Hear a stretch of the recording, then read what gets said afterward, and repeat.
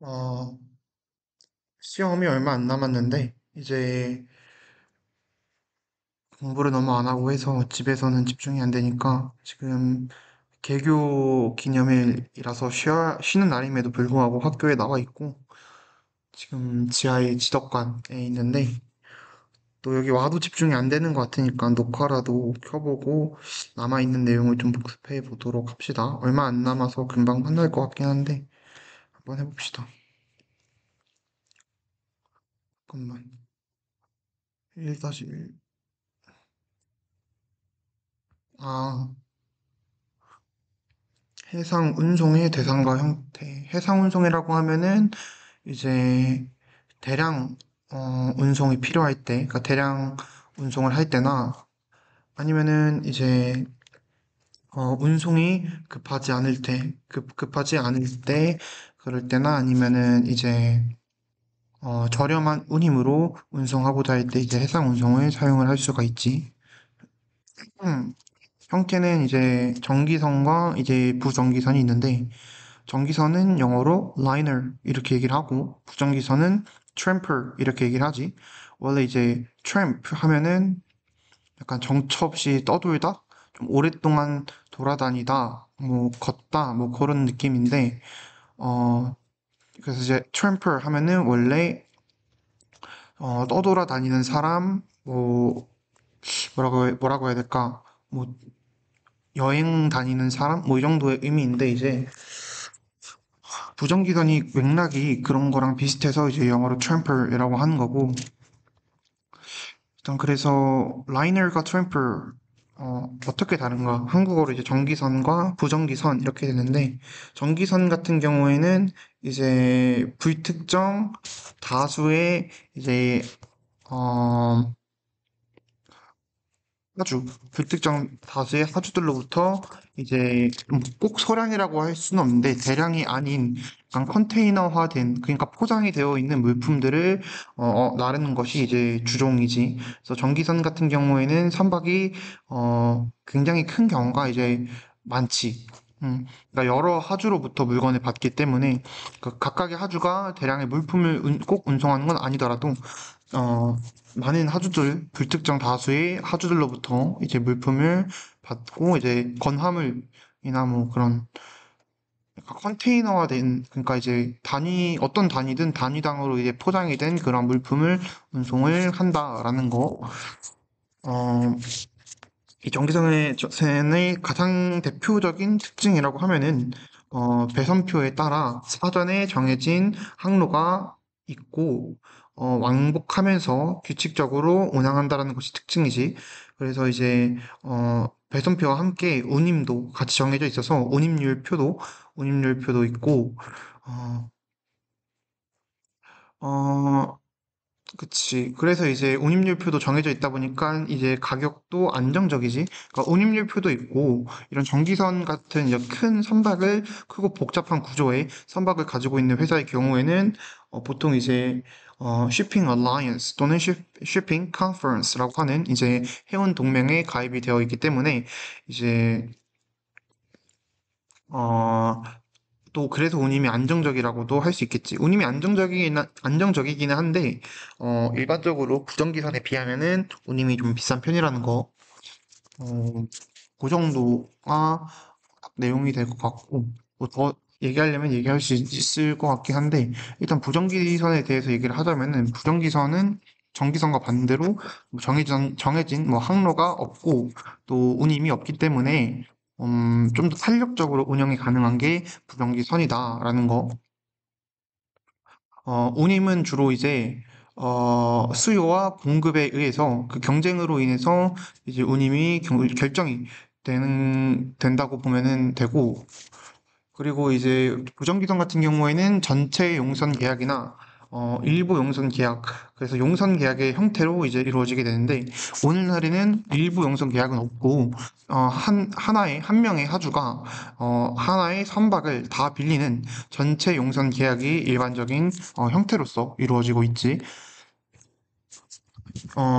이러한 전체 용선 계약이 이루어지면은 하나의 하주로부터 그러니까 여러 종류가 아닌, 그러니까 좀 적은 종류의 대량 화물을 이제 운송을 하는 것이 부정기선이다라는 거. 이제 그 정도의 내용이 있고, 더 자세한 내용은 이따가 나오면은 보면은 되고,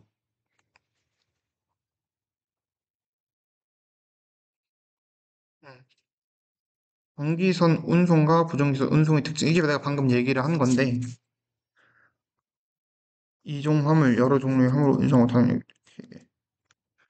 이런 식으로 나와 있지. 내가 얘기 안 한 표현들도 있긴 한데, 부정, 이거 빼고 얘기했네.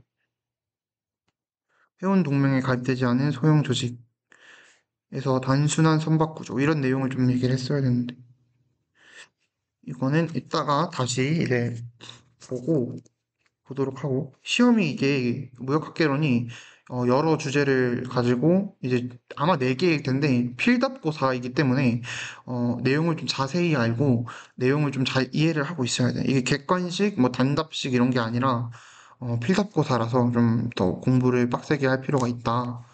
그 정도. 항공운송의 대상과 장단점. 음, 항공운송이라고 하면은 이제 소량의 화물이나 긴급 화물을 운송할 때 사용을 하게 되고 또 고부가 가치의 전자제품 예를 들면 이 LG그램도 아마 한국에도 당연히 생산된 게 아니겠지 아마 중국이지 않을까 정확히는 모르겠는데 나와 있긴 할 텐데 음, 중국이라고 돼 있다 정확히는 제조 국가가 중국이라고 돼 있네 이게 중국에서 만들어져서 아마 항공기로 이송이 됐겠지 이런 고부가 가치에 좀 가치가 높고 좀 비싼 전자제품 이런 것들은 항공기를 통해서 운송되고 또 이제 신선도 유지가 필요한 어패류 등도 물론 냉동시켜서 선박을 통해서 올 수도 있겠지만 항공기 운송을 이용할 수 있다라는 거. 장점이라고 하면은 당연하지만 비행기라서 빠르지. 이제 운송 시간이 단축이 되고 또 이제 긴급한 화물을 운송을 할 때 좋다라는 거. 긴급성 그리고 항공기 같은 경우에는 사고가 굉장히 적은 편이지. 사고가 잘 안 나는 편이고 그래서 이제 안전성도 하나의 장점이라고 할 수가 있다. 그리고 뭐 그 정도? 그 정도가 장점이라고 할 수 있겠고 정시성이라고 해가지고 just in time인데 이제 어, 도착 시간에 거의 오차가 없다라는 거. 항상 정시성이 유지가 된다라는 게 항공운송의 장점이지.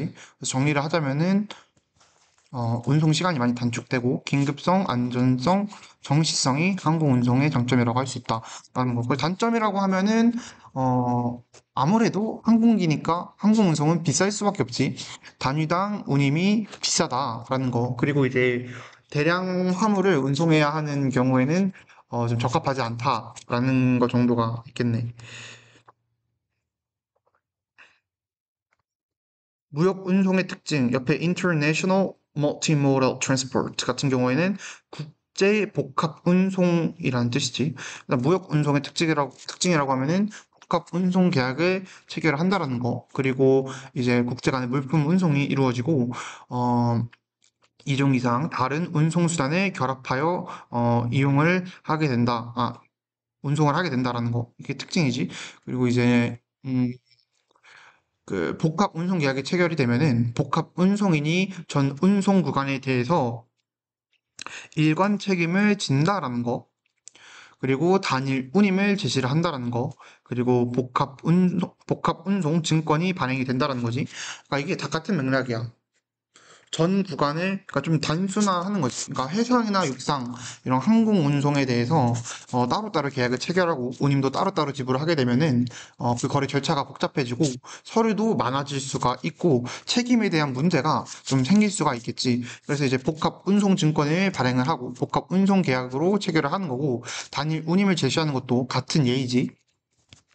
서류를 간소화하고 또 절차 등을 간소화하기 위함이라고 할 수 있고 또 책임을 명확하게 하기 위함이라고 할 수 있다라는 거. 그래서 복합 운송 계약에서는 복합 운송인이 전 운송 구간에 대해서 일관 책임을 진다라는 거. 이게 이런 점이 있고 인코텀즈의 규칙 중 FCA 방식은 무엇인가? free, free carrier. 아니, 아닌데? 맞지. 아마 그거 약자일 거야. 맞는 것 같아. 그러니까 free carrier이라고 하는 이유가 그 운송인에게 전달이 되면은 의무로부터 자유로워진다라는 의미이기 때문에 free carrier이라고 하는 거고, 그래서 FCA 방식은 한국어로는 운송인 인도 규칙이지. 이 규칙에서는 이제 EXW 방식과는 다르게 이제 운송 매수인이 지정을 한, 정확히 중요한 포인트는 매수인이 지정한 운송인에게 물품을 조달하고 인도를 하게 되면 물품에 대한 그 소유권이 이전이 된다라는 거. 그러니까 여기에는 이제 두 가지 경우가 있는데, 매도인과 매수인 간이 지정되거나 합의된 장소가 매도인의 구내인 경우에는 매수인이 제공한 운송 수단상의 물품이 적재된 때에 물품에 대한 인도가 이루어지고, 물품에 대한 인도가 이루어지면은 이제 위험과 비용에 대한 부담이 매수인에게 이전이 되게 되지. 그리고 두 번째 경우는 매도인의 구내가 아닌 그 밖의 장소가 이제 그 밖의 장소가 지정된 장소인 경우에는 이제 매도인 자신의 운송수단상의 물품을 적재를 하고 양화 준비를 마친 채로 물품에 대한 인도가 이루어지지. 역시 물품에 대한 인도가 이루어지면 소유권의 이전을 의미하고 비용과 부담에 대한 어, 뭐래? 위험과 비용에 대한 부담이 매수인에게 이전이 되는 거지. 이 FCA 방식에서 이제 물품의 또 얘기할 중요한 점은, 물품의 적재가 이루어지면은 이제 매도인은 매수인에게 본선 적재 표기 선화 증권을 제공을 할 필요가 있지. 필요가 어, 매수인이 이거는 운송인이 이제 발행을 해주는 건데, 매도인은 이제 물품의 적재를 끝내고 이제 절차를 마친 후에 대금을 지급받기 위해서는 이 선화증권이 필요하고, 매수인의 경우에는 이제 수입국의 수입국의 맞지? 그치. 수입국 항이라고 해야겠지. 거기서 이제 물품에 대한 인수를 받기 위해서는 이 선화증권이 필요가 하지. 이제, 근데 이게 좀 애매한 게, 맞는데, 또 경우에 따라서는, 이 선화증권이 아니라 보통은 이제 복합운송 계약이니까, 복합 운송증권을 가지고 대체를 하는 경우가 있다라는 거. 그러니까 선화증권이 가장 기본적이라고 하면 되는데, 어, 근데 이제 복합운송증권을 이용을 하게 되는 경우도 있다. 근데 말 그대로 이제 선화증권은 말 그대로라고 하는 것도 애매한데, 선화증권은 이제 해상 운송의 단계에서 뭔가 소유에 대해서 증명을 하거나 아니면 대금 지급을 받기 위해서 이제 필요한 게 선화증권이고, 이제 그 외의 절차, 그러니까 전체 복합 운송의 절차에서 마지막에 대금 지급을 받거나 이제 물품을 인도받을 때는 선화증권이 아닌 이제 복합 운송증권을 제시를 하게 된다라는 거. 그 정도네요. 여기 얘기 안 한 게 하나가 있네. 제3자를 이용하지 않고 매수인이 자가로 보유한 운송수단을 이용하는 것도 이 규칙에서 허용을 하고 있다. 어, 이것도 뭐 하나라도 더 적는 게 중요하긴 해. 근데 잘 기억을 하고 떠올려야 돼. 보험 금액의 의의와 개선. 보험 금액이라는 건 위험으로부터 이제 손해 발생 시에 보상해 줄 수 있는 최대 금액을 이제 보험 금액이라고 하고, 보통은 이제 주계약에서 이루어진 계약 대금의 희망 이익인 이제 10%를 더한 값으로 이제 계산이 되지. 해상보험의 당사자는 피보험자는 포함이 안 되고, 보험자와 보험 계약자가 해상보험의 당사자라고 할 수 있겠지. 이거는 지금 잘못 적혀 있는데, 이거는 수정을 해야겠다. 좀 눌렀다. 뭐지, 이건가?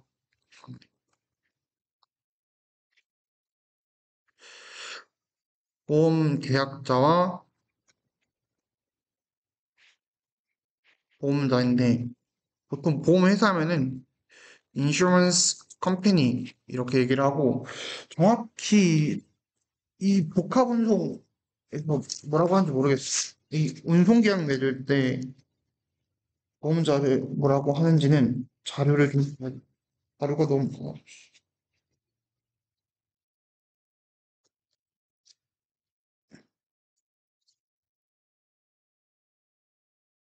아, 진짜 너무 많다, 자료가. 음, 여기 어디 있을 텐데? 운송 뒤에 보험 내용 나옴.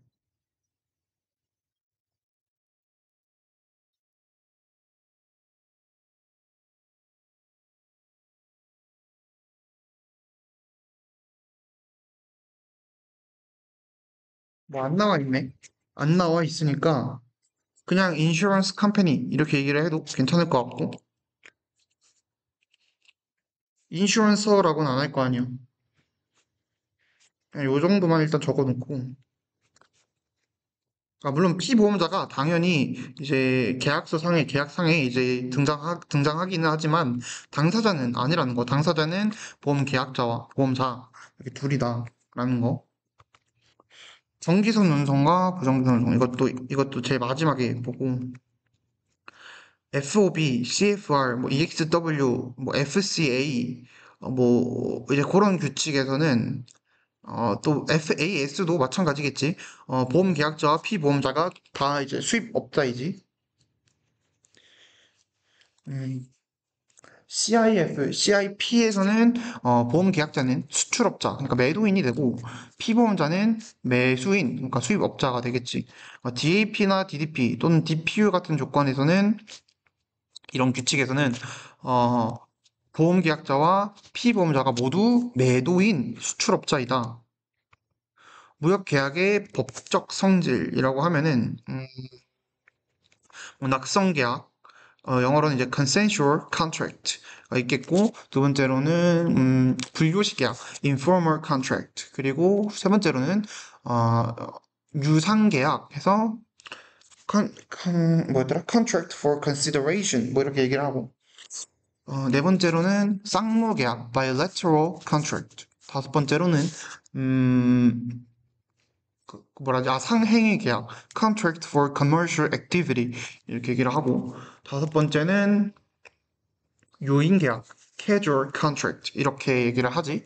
어, 일단 첫 번째로 낙성 계약부터 얘기를 해보자면 낙성 계약이라는 거는 당사자 간의 의견 합치만으로 계약이 성립되고 이루어질 수 있다라는 게 낙성 계약에서 얘기를 하는 거고 그리고 이제 분료식 계약이라는 거는 이제 요식이 갖춰져 있지 않다. 그러니까 정해진 형식이 없다. 정해진 형태가 없다. 뭐 요 정도의 의미인데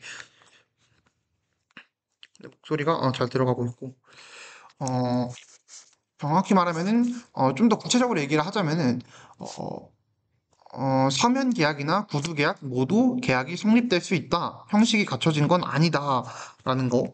이제 구두 계약도 이제 증거 자료가 있으면 활용이 될 수는 있는데 좀 주의를 해야 될 거는 몰래 녹음한 거, 불법적으로 녹음한 약간 그런 거면은 증거 자료로서 이제 채택이 안 되고 성립이 되지가 않지. 그래서 구두 계약을 굳이 하겠다 하면 할 일은 사실 구두 계약은 없고 다 이제 서면 계약으로 하지만 만약에 구두 계약으로 해야 한다 하면은 서로의 합의를 갖고 녹음을 해야 한다라는 거. 근데 이제 구두 계약을 할 일은 없지, 사실. 그런 내용이고, 음,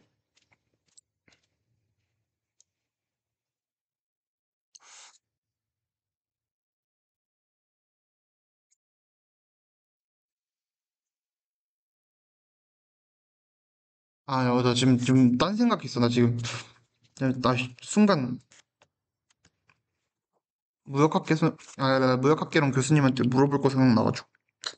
그거랑, 잠깐, 세 번째가, 유상계약. 유상계약이라는 거는 그 당사자 간에 서로 대가적 의미가 있는 그러한 재산에 출연을 하여야 한다라는 거. 그러니까 뭐, 무료라는 게 없다라는 거지, 계약에서는.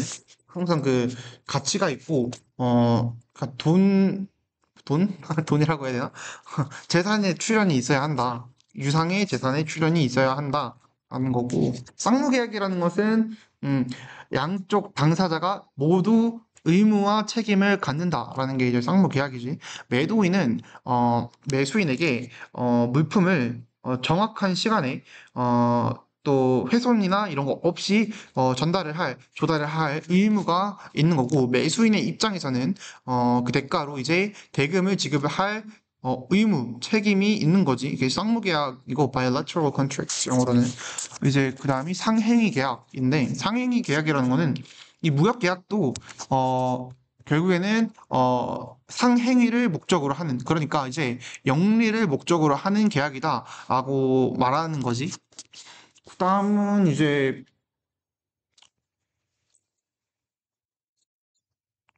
마지막 유인 계약 영어로는 이제 casual contract인데 그러니까 원인이 있다라는 의미인지 유인 계약이라는 거 원인이 있다. 그러니까 그 계약자 간에 서로의 그 의무가 서로의 원인이 되기도 한다라는 거야. 그러니까 서로의 의무가 원인이 된다라는 말은 어느 한쪽의 의무가 이행되지 않을 시에는 다른 한쪽의 의무가 이행돼야 할 원인이 없다, 의무가 없다, 성립되지 않는다라고 얘기를 하는 게 이제 casual contract. 그런 얘기지. 한국어로는 유인 계약이다라고 얘기를 하고, 그런 내용이 여기에 있고,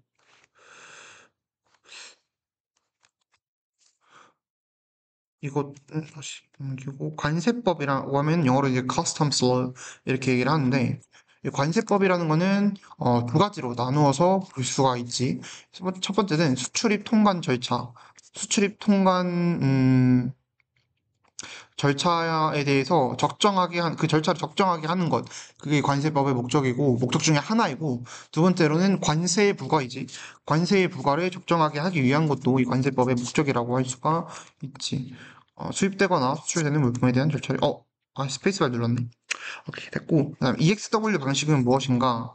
EXW는 Xworks의 약자이지. 한국어로는 공장 인도 규칙이라고 하는데, 이 EXW 규칙에서는 이제 EXW 규칙은 먼저 매도인의 의무가 가장 적고 매수인의 의무가 가장 많은 인코텀즈 규칙이 EXW 규칙이지. EXW 규칙에서는 매도인이 이제 수출 통관이 된 물품을 매수인과 함께 지정된 장소, 합의된 장소에 물품을 이미 처분하에 두면 물품에 대한 인도가 이루어진다라는 거. 그 후로부터는 이제 바로 매수인이 그 소유권을 갖고 비용과 위험에 대한 그 부담을 갖게 된다라는 거. 딱히 EXW 규칙은 크게 얘기할 게 별로 없어. 이게 끝인데 사실. 그래서 EXW 규칙에서도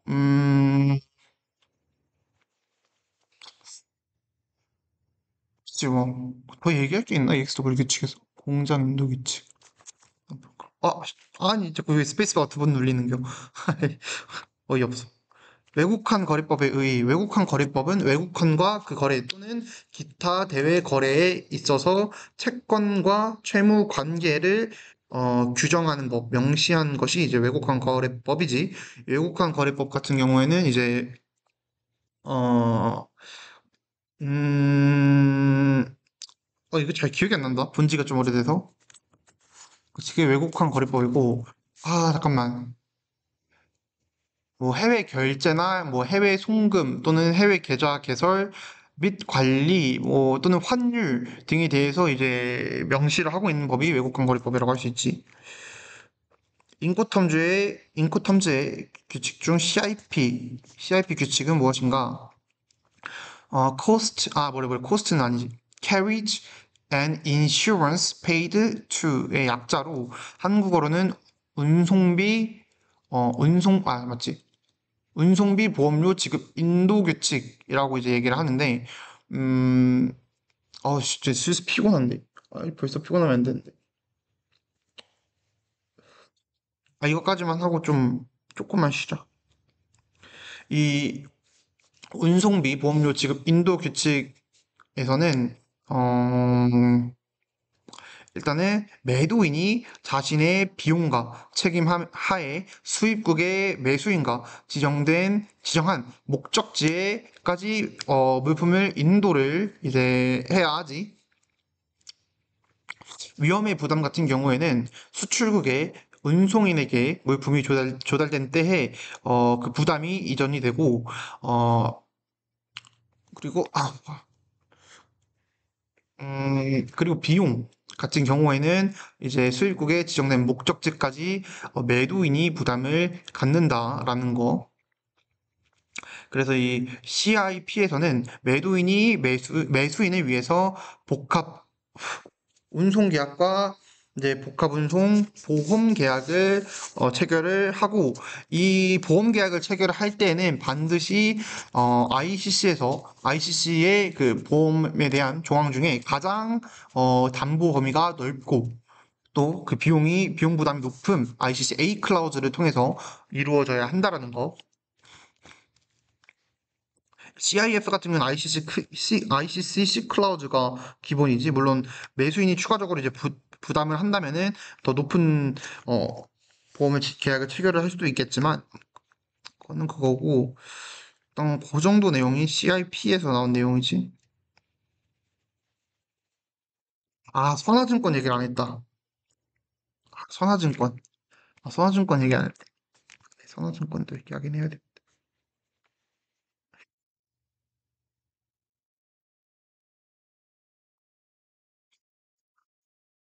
음, 항공 운송의 대상과 장단점. 또 있지만 이거는 이따가 이제 나중에 하자. 나중에 하고, 일단은 좀 쉬어야겠다.